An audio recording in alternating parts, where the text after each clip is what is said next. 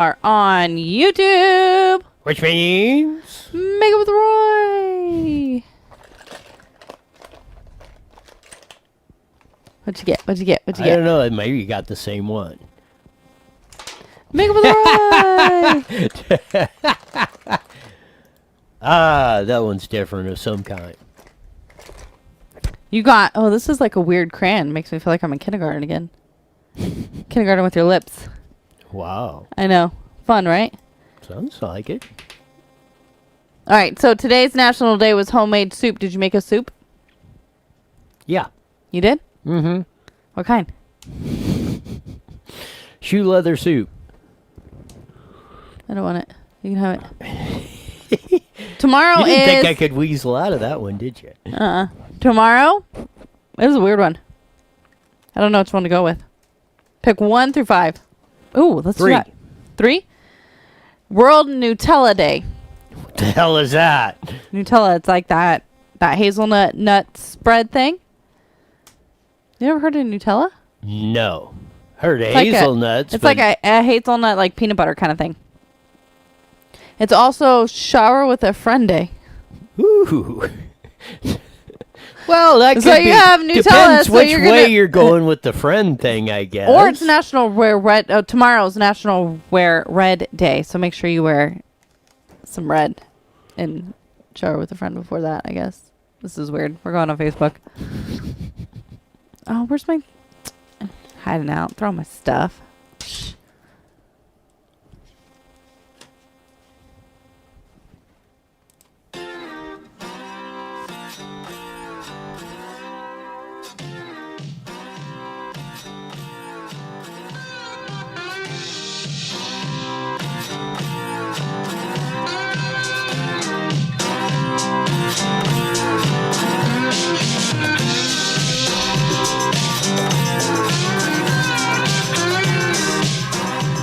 There's that funky slide guitar music that comes on every Monday through Friday on Newswire, on Facebook, Twitch, and On YouTube. Make sure you hit the like and subscribe button and share us all over your world. And head over to our Twitch account and hit that purple follow button. And check us out on Instagram, too.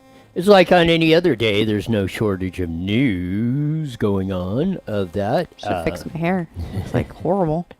Anyways.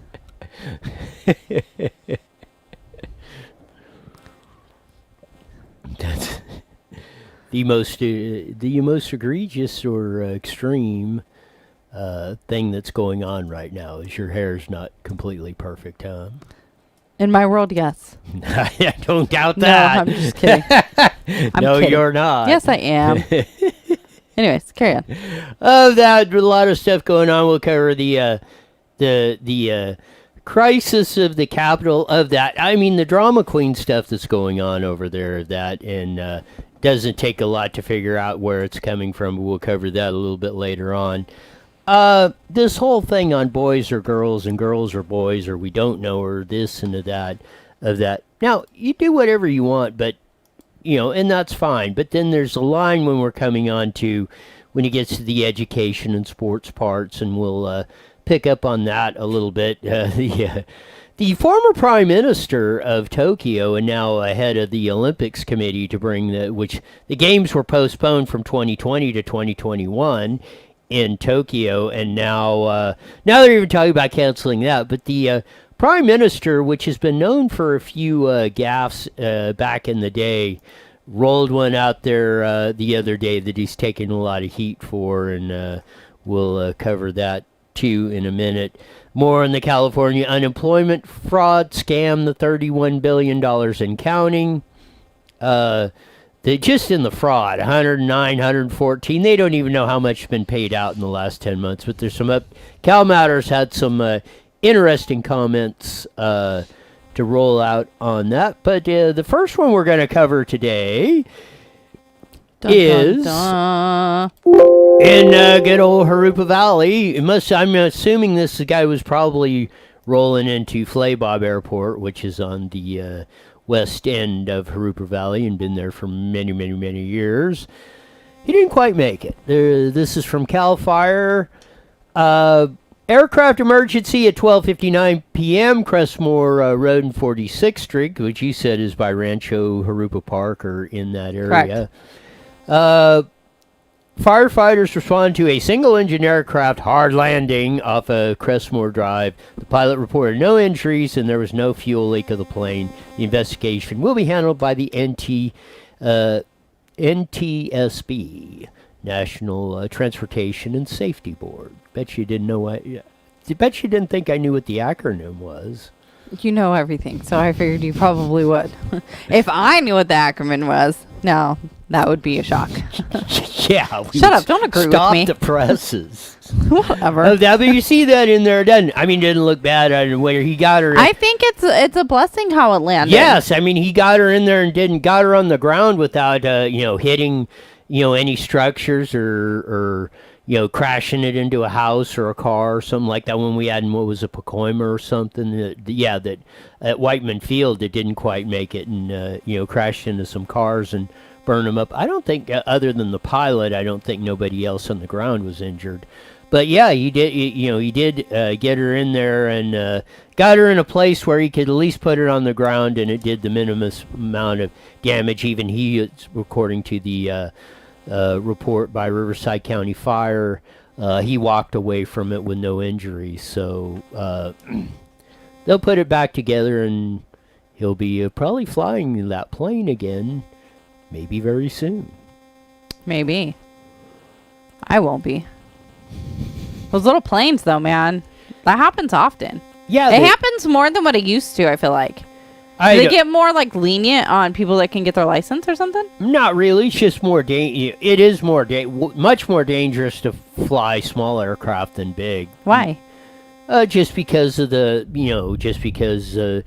probably don't maintain them, or things go wrong, or pilots aren't as experienced. So probably a lot of factors that go in why small aircraft crash a lot more, per mile. I think per mile flown than jetliners, which is a whole, you're really. I mean, that's one of your safest forms of transportation is flying commercial jets.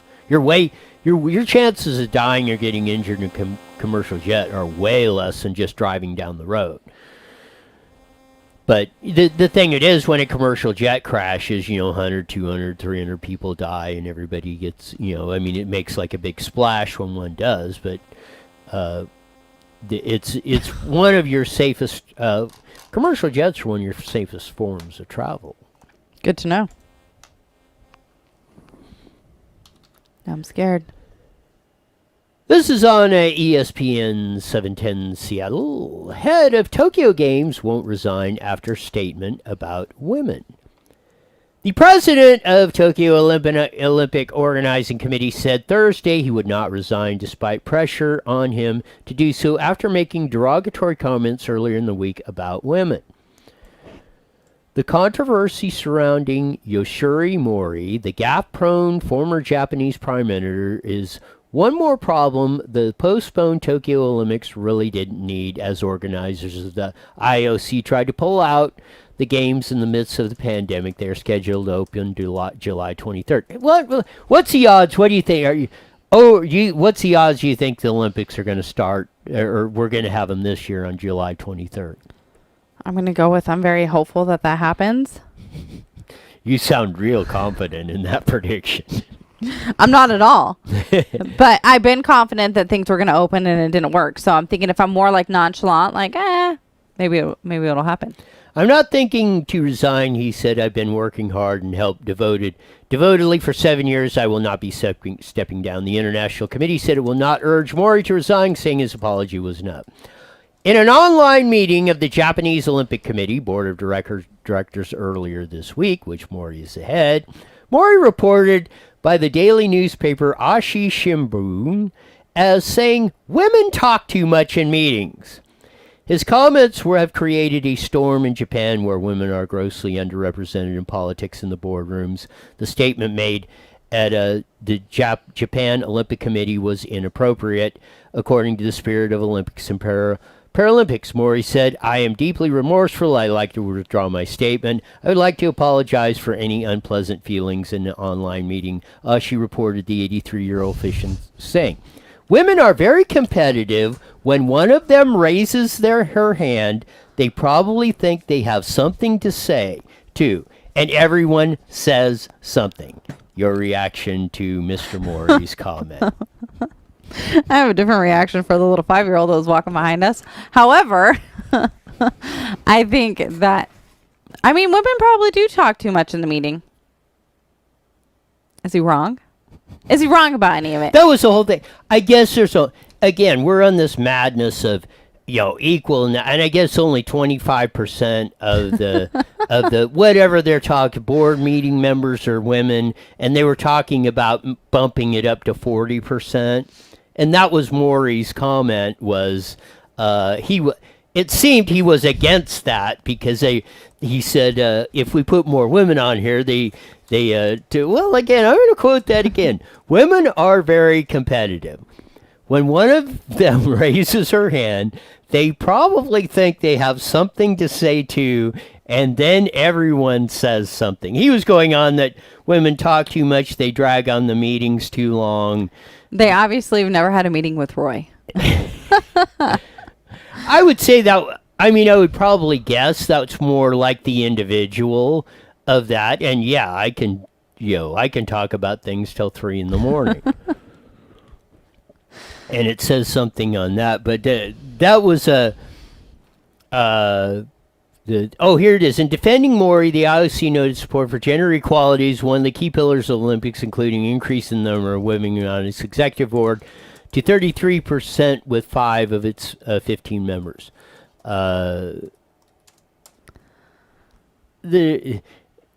Again, you should be looking for the best people to do the job. Exactly.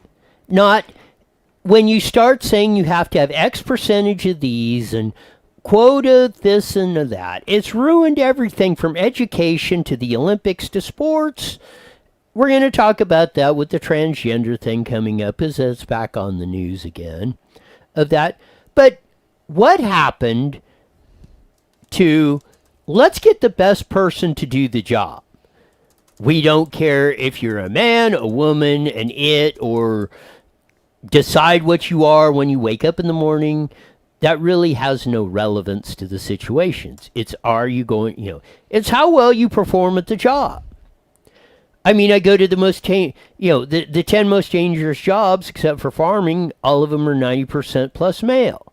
So should we start saying, well, we have to have at least 40% female in the most dangerous jobs, yada, yada, yada? I think if a woman wants to be a farmer, why not? There is no law saying they cannot be commercial fishermen. It's very few, but oftentimes there's some women that go out there and do those kinds of things, and they're great at it, like and vice 6%. versa. But the overwhelming odds are that in dangerous jobs, as they said, males are just more equipped to do those. That's a fact. It's been a fact. It will be a fact in 152,000 billion years. What's your point? So the point is, it's not discrimination against women that they are not, they are not 50% of the people in the most dangerous jobs. It's just males happen to be more equipped to handle those kinds of jobs like that. They are the best person for that job. Well, there's 6% of women that want to do that, fine and dandy.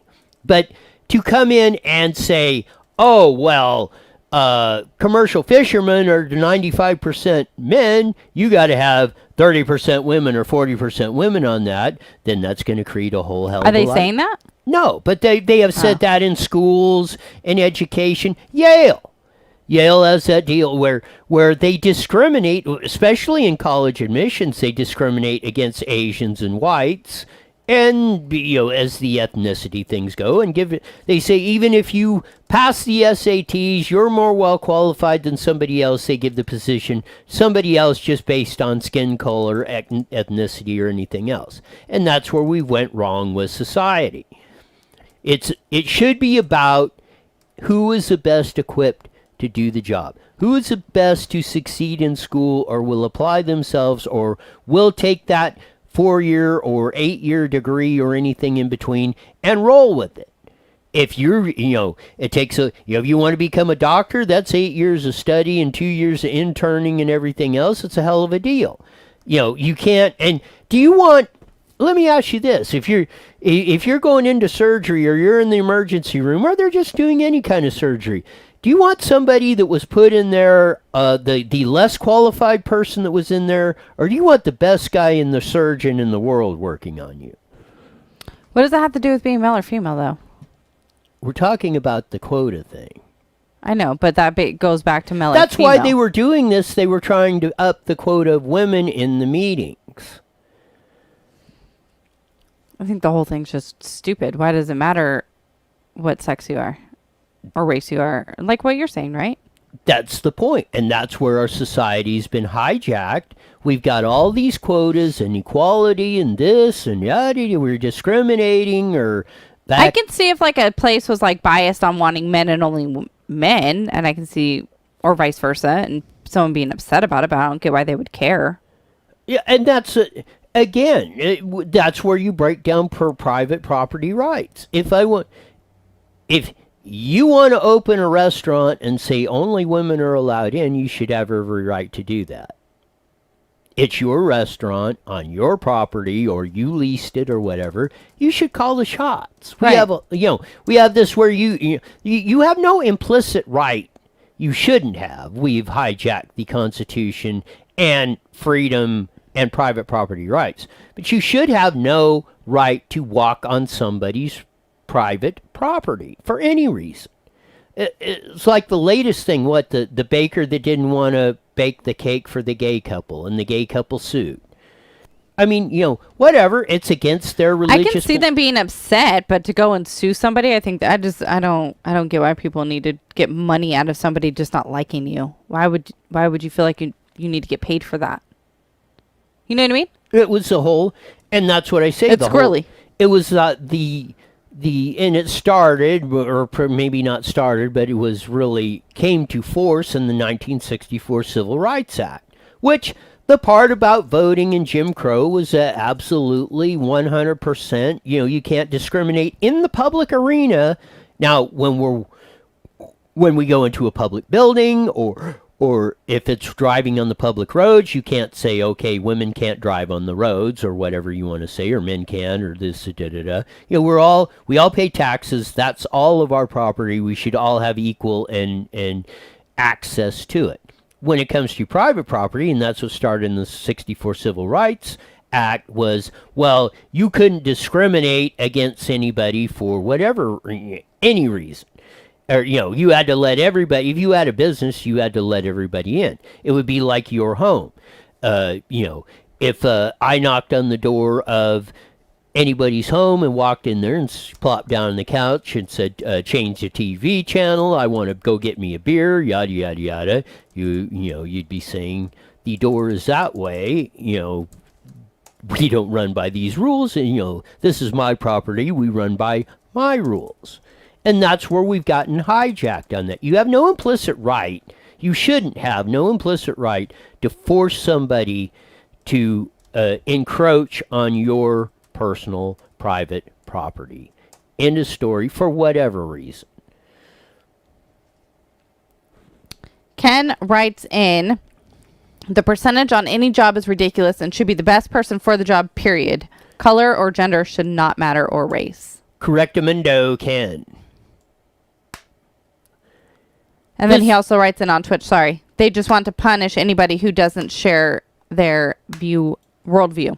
Correct. It's all about controlling you, the whole thing. And this is the whole thing. Joe Biden come in and executive ordered out all the transgender this and the bathrooms and no separate deals and yada, yada, yada. And the boys, a male, let's put it that way, on the high school track team that couldn't make the B varsity team decides, oh, okay, today I'm going to be female so I can run in the female track and I'm winning everything. Well, the flip side of that, and it's been pointed out many times, lots of girls who would have otherwise had scholarships because they would have been the fastest on the team or broken, maybe broken the records because they're competing against other girls. Not, a 5'4", 5-pound woman running the 50-yard dash is competing against a 6'4" dude, that's 170 pounds and a lot more muscular, faster. He can probably be running half speed and beat her.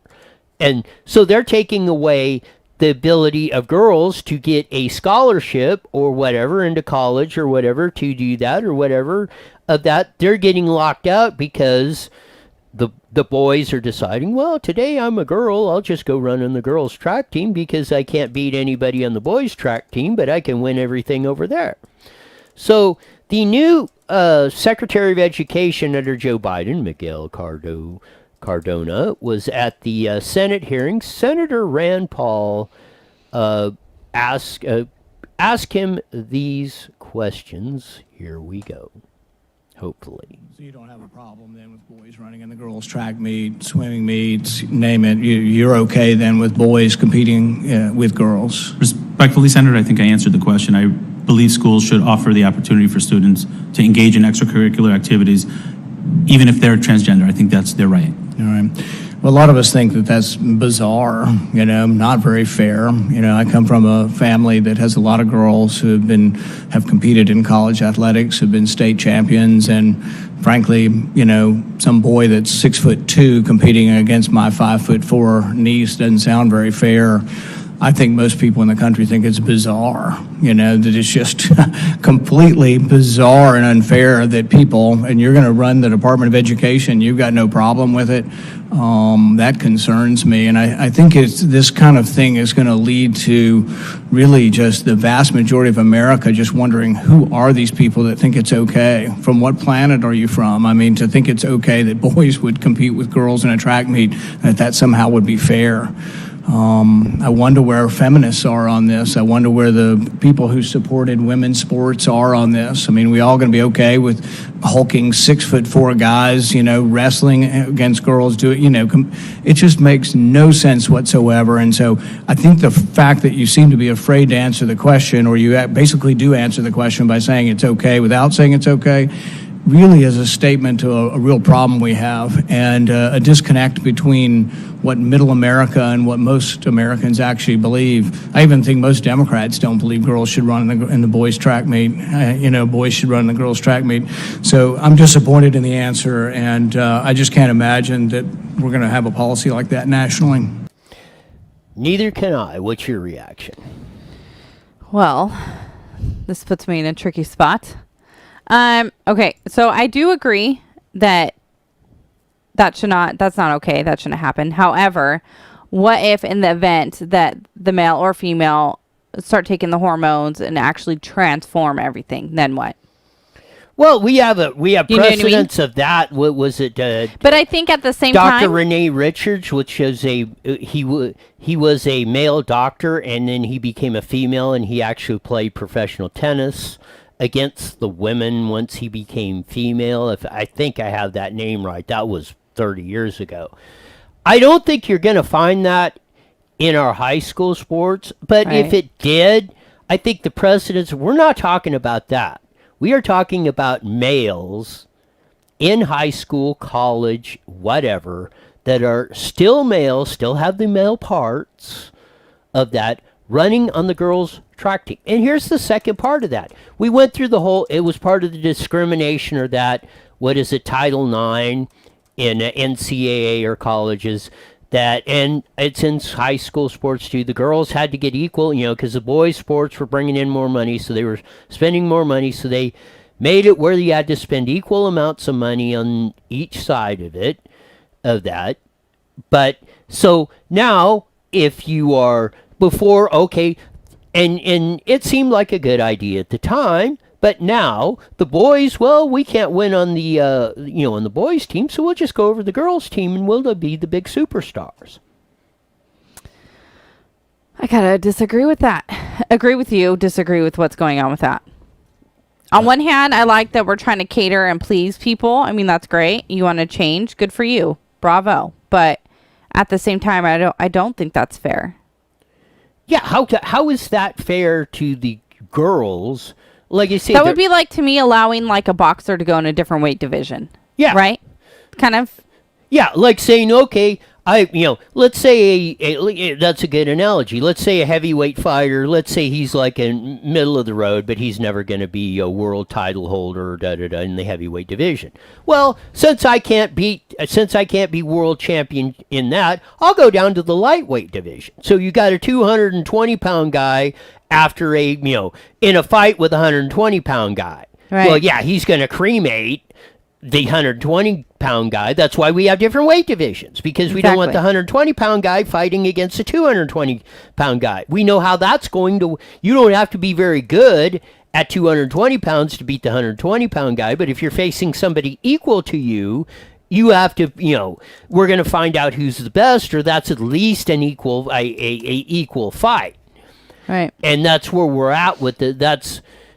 That's what, it's not about the transgender part of that, whatever trips your trigger on that whole thing and yada, yada, yada. But then, it's like the whole deal about the bathrooms or the locker rooms. And Joe Biden signed the deal out on that. Well, okay, we're in high school.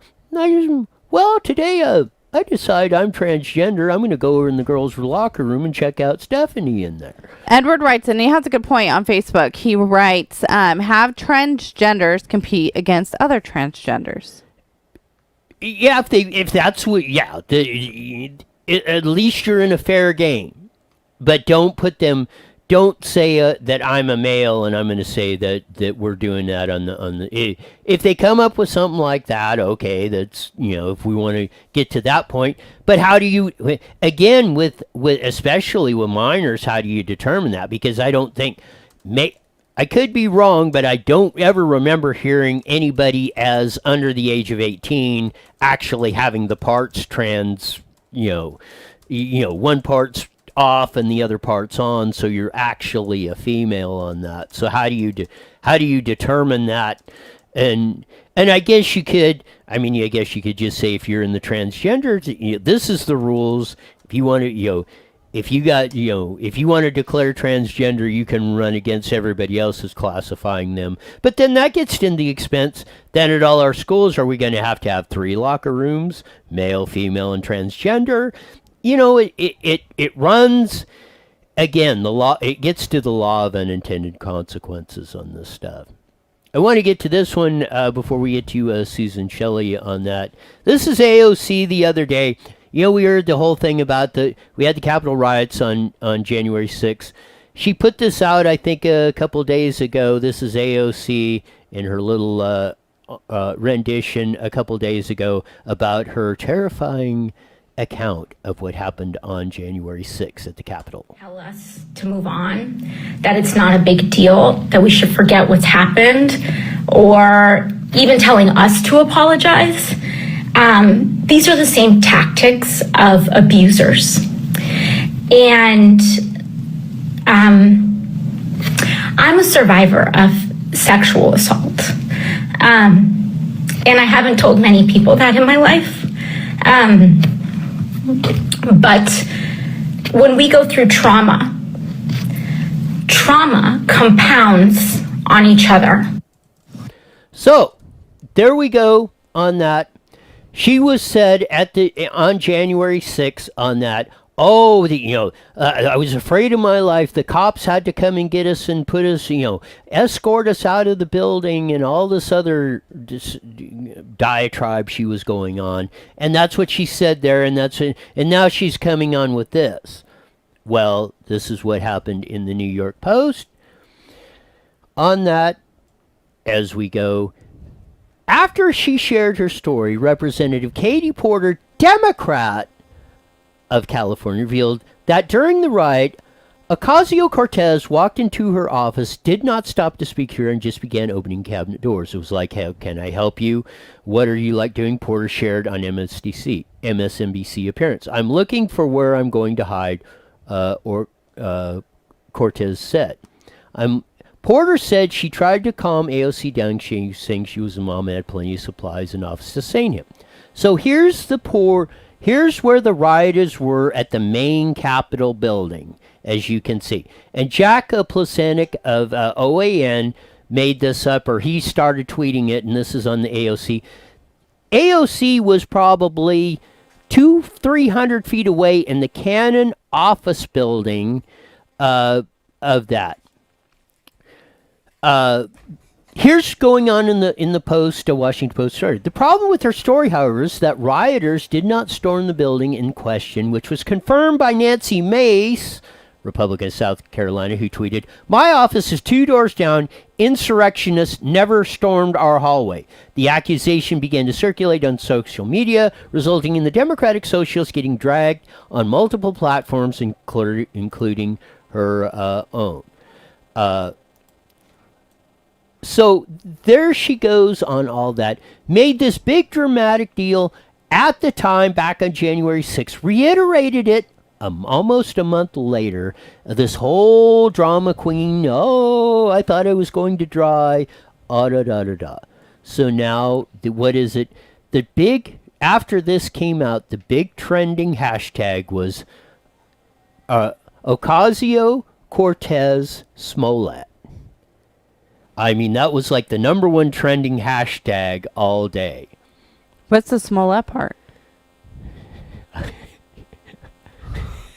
I got a 5-year-old coming in and out. Jesse Smollett of Chicago, where he supposedly... Oh, yeah. Okay, got it. Ding, ding, ding, ding, ding. Hey, you know what? I got a lot going on right now. No, that was what... and that was the hashtag that came out, because she said... Ocasio-Cortez was claiming, no, your arrows were wrong, Jack Placenik of OAN. That wasn't correct. That isn't the way it is. And Jack Placenik is saying, how do you argue with the maps and the way the buildings were laid out and where you were at? You were nowhere near there. There was nobody storming your building. You were in your office, protected by the police. There was nobody in there that was not supposed to be in there. You're making all this stuff up. Hashtag Smollett. Is it right? Smollett? Ocasio-Cortez Smollett.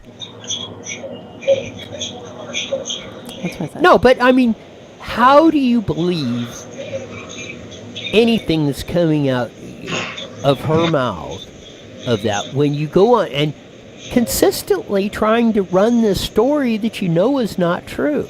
And I was sexually abused and trauma and this and that, running this whole thing like you were just scared for your life of this and that, when you were sit back. Hey guys, hi Stephanie, Hi, 1 minute.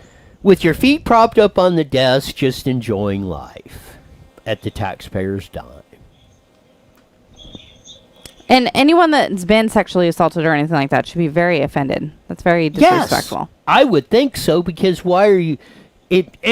not discounting that she was sexually abused or that, but not trying to make it into this situation, right? Because there was no threat against you of the whole thing, and you were well protected. There 30 was seconds. No threat to your safety. You must be talking about AOC. You got it. You're on the ball.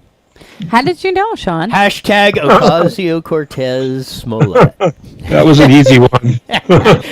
Yeah, all right, guys, here we go. Sean's on the ball. He's chuckling when I said that. SupplyKing.com. OEM Supply King. We got it! IE Newswire Daily is on the air. The following is a paid program. Views and claims expressed are those of the program producer and are not endorsed by this station.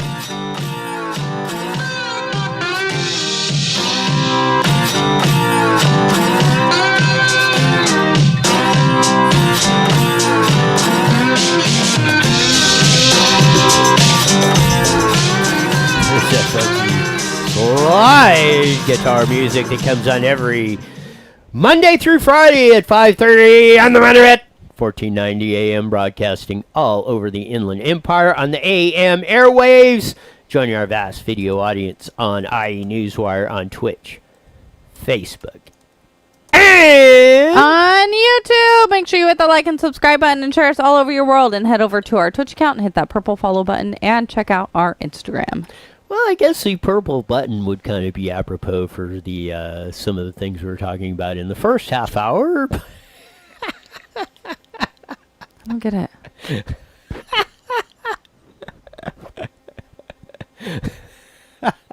Does anybody write in on the comments and let me know what he's talking about? That we'll flash it back up on there just in case for those of you that are joining us in KMET. In Arupa Valley, and there was a small plane crash in what was it, Rancho, right by Rancho Arupa Park. A pilot wasn't injured. He put her down in an area where there was it looked like he got her on the ground. He wasn't hurt. Nobody in the ground was hurt. So it looks like a very good outcome on that. That other than somebody's going to have a big bill to repair an airplane, but we can fix airplanes. We can't. It's much harder to fix or replace people. So, amen. Oh, I said amen. Oh, yes. I was agreeing with you. That on that. So, yeah, good news on that. We talked about the former Prime Minister of Tokyo and now ahead of the Olympics, which odds are they're not going to happen. Well, they didn't happen last year. They're probably not going to happen this year. That's negative thinking. On that. It's going to happen. It's going to happen. Okay. It's going to be good. You want to wager on it?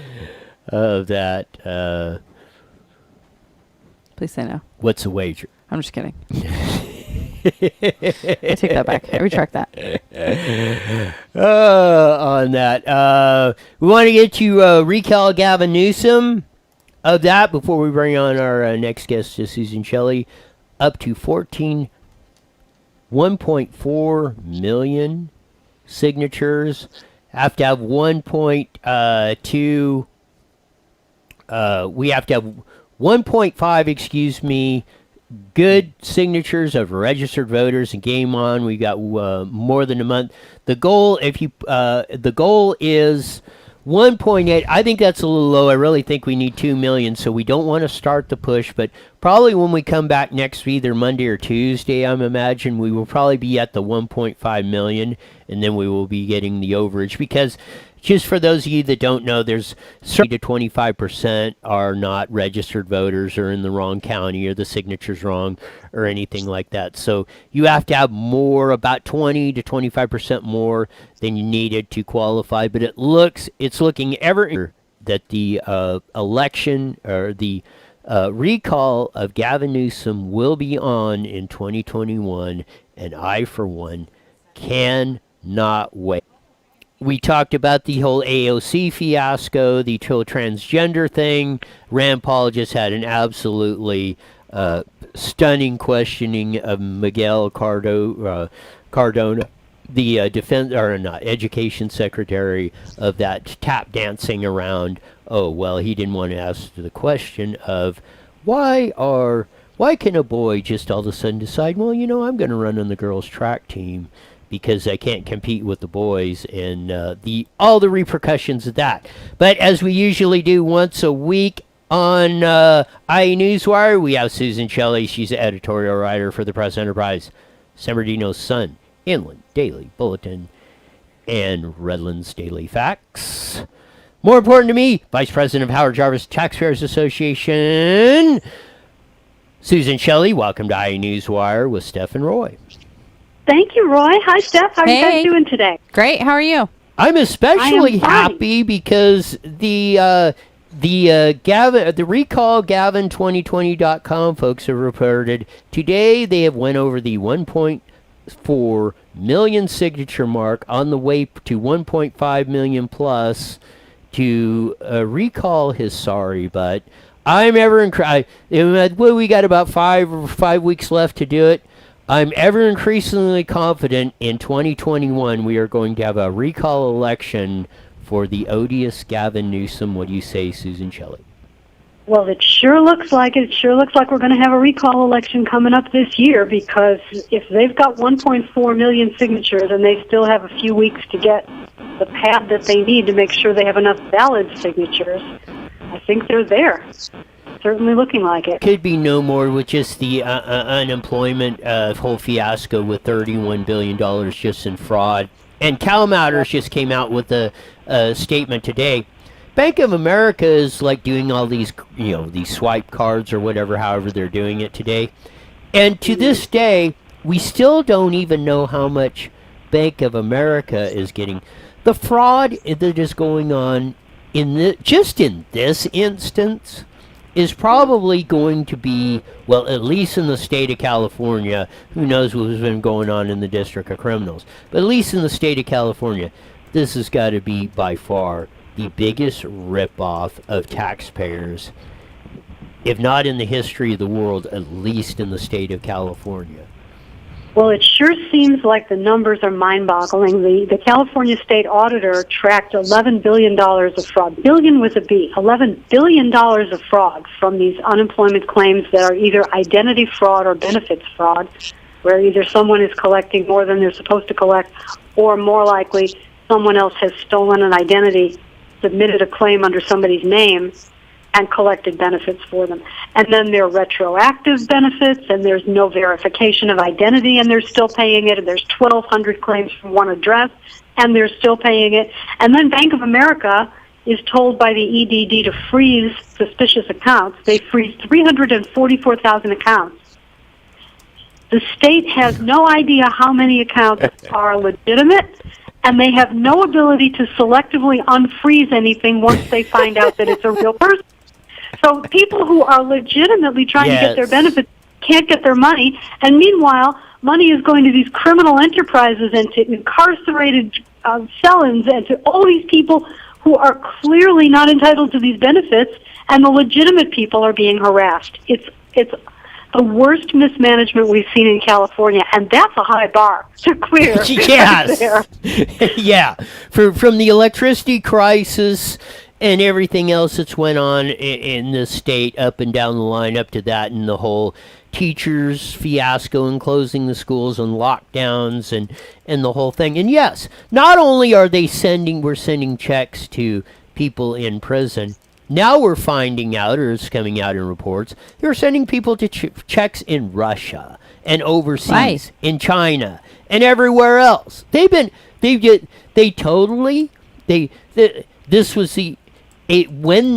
Gavin Newsom and the gang and the scoundrels of Sacramento just cut all the regulations and everything and just said, send it, the vault to the bank is open. Everybody just come on in, take whatever you want, and we'll all live happily ever after. I wouldn't do that.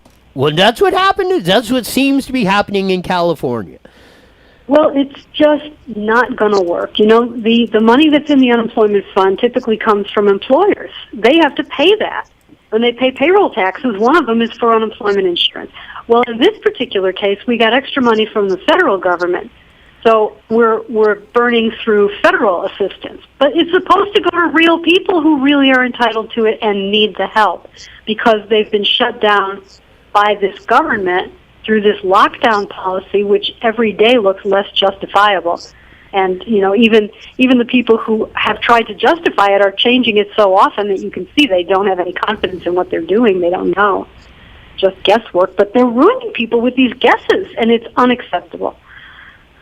I mean, and we're going to get to your column, which kind of dovetails into this, but even if you were along with the coronavirus and the lockdowns and stuff with that, with Gavin Newsom and that, I don't see how anyone can defend Gavin Newsom over this latest unemployment deal. This thing is like the biggest cluster foxtrot times 110. That's why it kind of wraps into your column this week. It says the politics and trade-offs of California's lockdowns. Take it away, Susan. Well, we have a situation where the government has seized control of our lives. And they're doing this on the basis of numbers that they're making up, pretty much.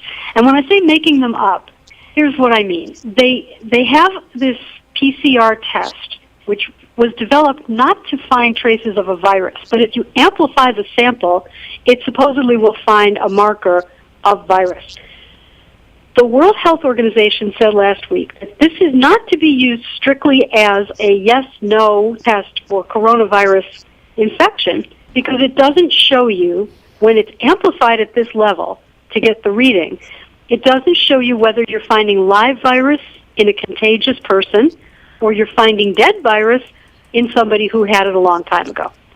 They recommend that these tests be used as part of a total diagnosis, clinical examination of the patient, how much infection there is in the community, other factors weighing in.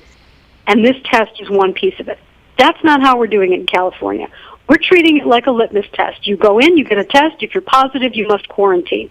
And everyone you were in contact with must quarantine. And we're using these numbers now as the gold standard of whether we're purple, red, orange, or yellow, and whether the schools are going to be allowed to open, and whether the businesses are going to be allowed to open, and whether the restaurants can operate based on how many positive PCR tests we're having. So here's the problem. If the tests are finding dead virus in people who are no longer infectious, and we're quarantining the state on the basis of old infections, this will never end. And it's not making anybody safer or healthier. So there right there is a use of the numbers that's just false. And then they've got the death statistics. We had about 40,000 what they would consider excess deaths over the typical number in California last year. But how many were from the virus and how many were from the lockdown? If you go through the statistics in April, May, June, July, you can see more heart attacks, strokes, cancer deaths than typical. And that would seem to indicate people not getting medical care that they would have gotten in another year when this wasn't going on.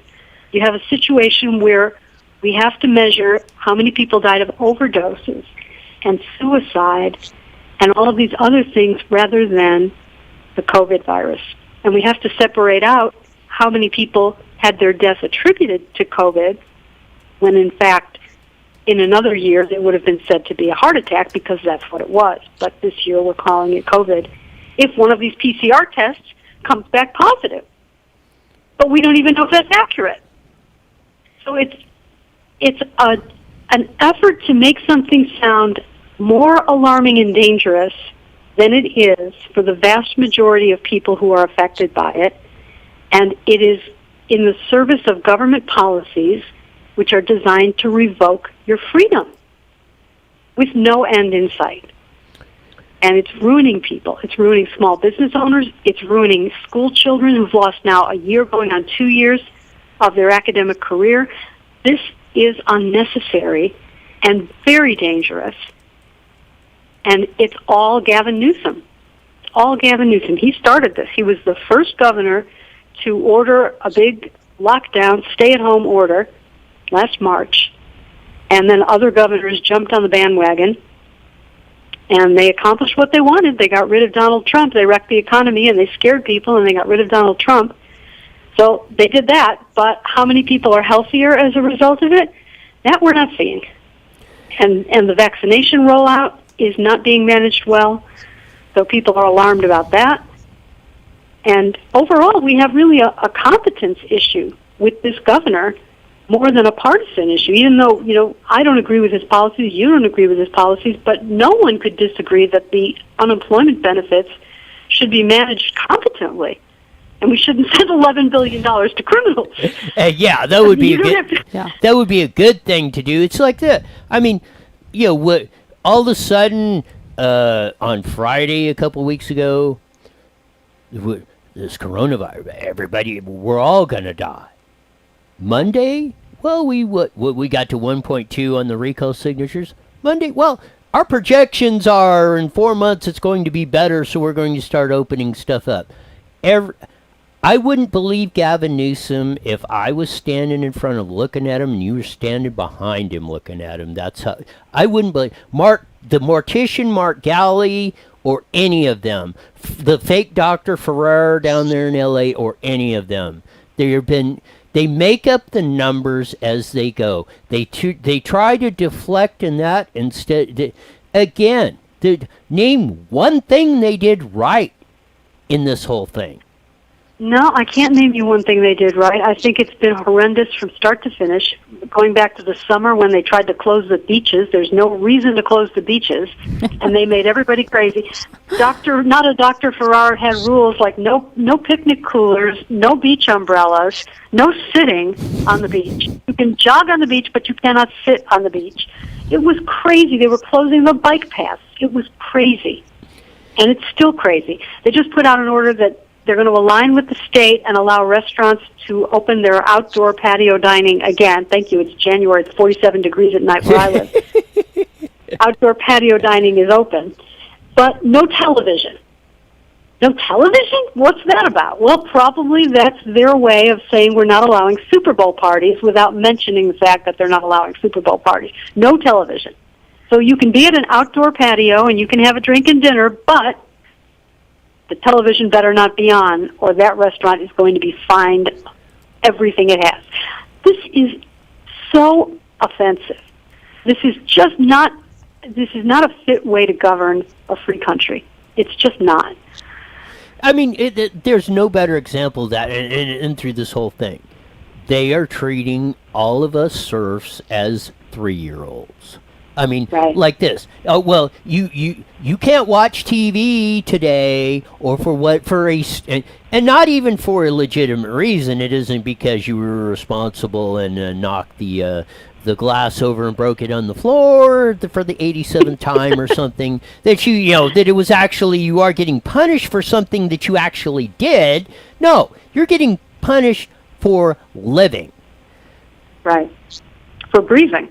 Yes. They've made breathing illegal. And now they're playing around with this idea of mandating 2 masks. They're not going to be happy till people suffocate and drop to the ground. That's the plan here. What are they doing? Even Dr. Fauci, as he was saying, yes, we might recommend 2 masks, was saying at the same time there is no data to support that does anything. Well, then why do it? Why do it? Why have a new set of rules with a new set of little cartoons next to the rules to explain them to people? Why do it if it doesn't do anything? I mean, they might as well say the CDC recommends that Americans not step on a crack in order to avoid maternal back injuries. Science. And it's like, okay, so you're a kid, you get straight A's, perfect attendance on there, and you come home and mom and dad say, well, we're taking the TV away from you and you can't go see your friends and do anything. You're restricted to your room because you got straight A's. You were a model student. You were the best kid. You got all the best kid in the world stickers and all that, but you're getting punished. We're punishing you on top of that. That's really, and I mean, it sounds absurd, but we're living a lot closer to that than what we should be right now. Well, no one would have believed when Gavin Newsom got elected by this huge margin that we'd be sitting here in January of 2021 this close to recalling him. No one would have believed that. And this coronavirus lockdown, which is entirely on him, he did it. This is his policy. This is top-down control from his office. Is going to bring him down. And no one would have believed that any of this was possible, which is one of the scary things about it, that people have been going along with this from the start and accepting this level of government control and this state of emergency for a year. That's kind of alarming to me. People should be a little more guarded about their freedoms than they have been. I guess when you really, really scare people, which is what they did, the pictures on television of caskets in Italy every day on the hour, it terrified people, and they were willing to go along with anything that the government said would make them safe. But guess what? Government doesn't tell the truth. It doesn't tell the truth about a lot of things. And one of them is how dangerous coronavirus is to the average person, which is to say not at all. It's very stratified by age and by illness. You can do focused protection of people who are vulnerable, as we do with everything. If someone has an immune disorder, they're the ones that go around with a mask and stay away from people. You don't tell the whole society to walk around with a mask and stay away from people because some people are immunocompromised. You protect the people who are immunocompromised. That's how you live in a free society.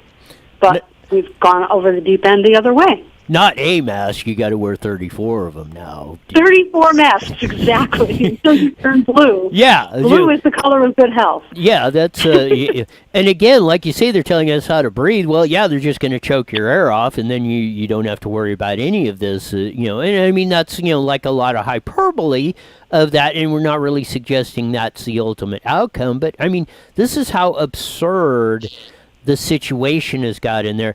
And we got about 2 or 3 minutes left, but this is, and I said it. I said in 2020, maybe we had to go through the coronavirus to that. Maybe we had to suffer with Joe Biden and the crew of the district and AOC and the crew of the district of criminals. Maybe we had to get this to this point to get a majority of people to wake up and say, and see exactly where this train wreck is headed if you don't stop it. Well, maybe. And people are upset, and when people are upset, you just never know how it's going to manifest. And in this case, in California, it's coming out as a recall of the governor, and who knows what might be coming in 2022. People are upset, and they're leaving the state of California. We're about to lose a congressional seat for the first time in our history because of population loss relative to the other states. And this is real. People are really upset in California. The good news is that Joe Biden wanted to bring a lot of these California policies and make them national. And I think the recall election, which will be probably high profile in the national press, is going to educate the country that there are terrible consequences to these boneheaded policies that have been imposed on us. And people in California are paying the price for it. And I think a lot of people in other states don't really want to have our poverty rate. They don't want to have our unemployment rate. They don't want to have our housing costs. They don't want to have a lot of the things that are the result of some of these green policies, tax policies, anti-business legislation. That's not the path to success. The path to success is on display in other states, but not this one. As the hillbilly way of saying that, don't let the cancer of California spread across the other 49 states. Susan, Shelley, tell them how they should join Howard Jarvis Taxpayers Association. Go to hjta.org and be a member of the best organization in California, the only organization that advocates for taxpayers and does nothing else but advocate for you, the taxpayer. Only $15 a year. We will keep you informed and tell you when to call your legislators and your representatives and say, don't vote for that. We'll tell you. We'll keep you posted. And it's going to be a busy year for tax increases, so you don't want to miss any of them. Yeah, the bill's going to come due for this, and that is not going to be a pretty picture. We'll do it again next week. Thanks for being on, Susan. So,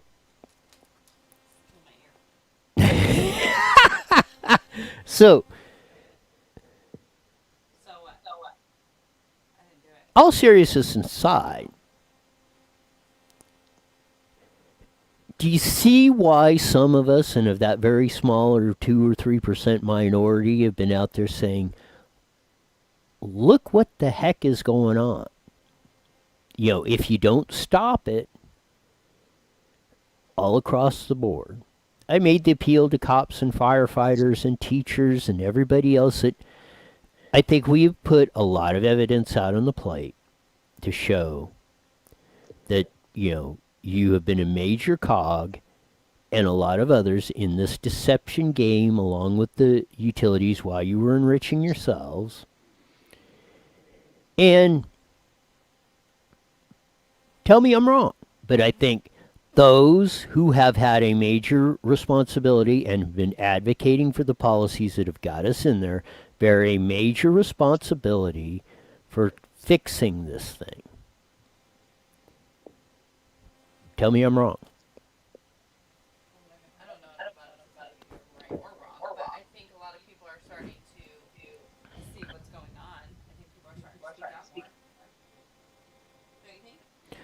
I hope so. I hope more of you, on the Zoom meetings or show up at your local meetings, school boards, city councils, county supervisors out there getting over Super Bowl weekend, getting signatures, download the petition, recall Gavin2020.com.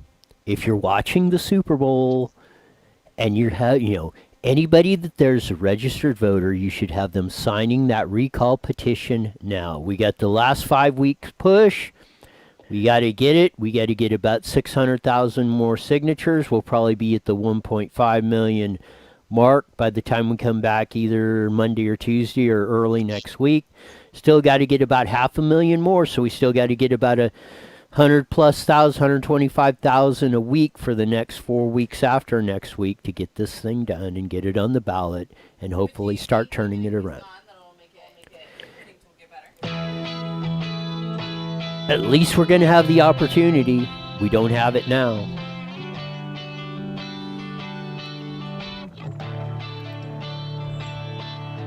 Stealing my clock. Oh, that will be back tomorrow on a freaky, fast, fantastic Friday coming up. Of that tomorrow then. So until then,